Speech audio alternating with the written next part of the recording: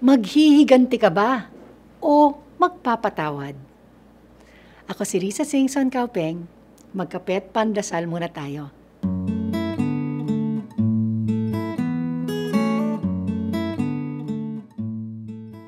Nelson Mandela is the first democratically elected black president of South Africa.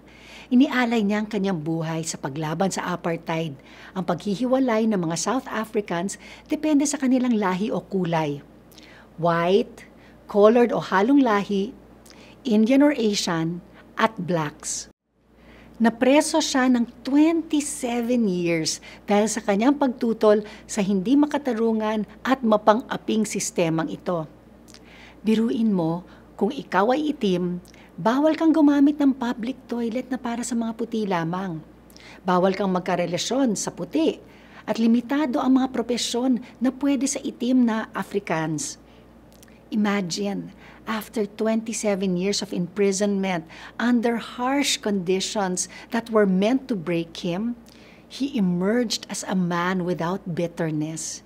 Imbes na nanggigigil na maghiganti, itinaguyod niya ang pagkakasundo at pagkakaisa sa kanilang bansa. Bilang leader, binigyan diin niya ang pagpapatawad, pagsasama at pagkakaisa ng lahat, anumang kulay o lahi mo.